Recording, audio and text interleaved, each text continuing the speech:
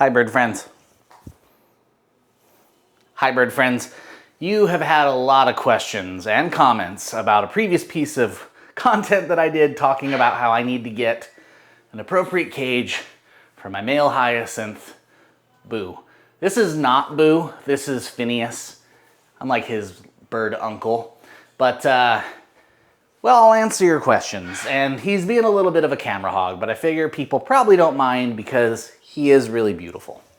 So, number one, why don't I just build a cage on my own? Well, the problem with that is I need a stainless steel cage, and stainless steel is hard to work with. Though I would be more than happy to buy the equipment because honestly, I have at least 5 macaw cages to replace within this next year. It's just not easy to work on. And if I had the skills of a welder, especially one that could do stainless steel, well, then I probably would have been able to afford to buy the dang cage I need anyways. So it's not in the cards because I am just not that cool. Second, why don't I use rebar? Well, the problem with rebar is metal toxicity and rusting, and you can still use steel for your cages. Most cages today are steel and they're powder coated, but then birds chew the powder coating and it can get inside of their bodies. It gets stuck in their crop. That's no good. We know for a fact that Boo is going to destroy cages, so we just don't want to do that. I probably don't need to yell. Why am I yelling into the microphone? What else? People are asking, why don't I use dog kennels?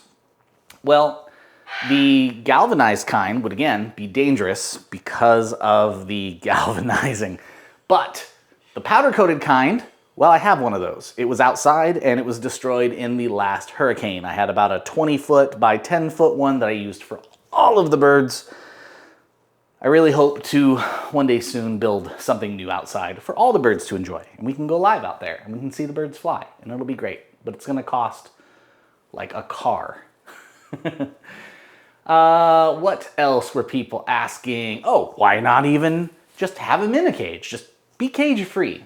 Well, because I like having a house and Boo eats the walls. I also have a baby, I have a disabled child. There's a lot going on. The birds, you know, of course they get to come out, they get to play on their tree stands, they get to hang out with me, they get to go in the lanai, but they have to have a cage for safety reasons. It's just not reasonable to think that they can go without one. Plus, not all of the macaws get along, so we don't want them to unalive each other. Now do we? Now do we? And then the last one. People are asking about a GoFundMe. Here's the thing. I feel weird about that. I feel weird about that. I started making content for the love of what I do, for the love of birds, to help people, which ultimately helps birds. And sometimes people do like to help. They like to send food and treats and toys, and it's massively helpful. But I always feel weird about fundraising because there's people out there that don't have a home and have cancer and they just need things more than I need a bird cage. So at the same time, people keep asking, I guess I'll think about it. If I ever do fundraising, I feel like I want to do it for something huge, like starting an actual rescue or building that huge aviary for all the birds to benefit from. But at the same time, he is destroying his cage and Boo is going to need a cage pretty dang quick. And it's just going to have to, unfortunately, be an insanely built, high quality stainless steel cage. So hopefully that answers all of your questions. See you soon.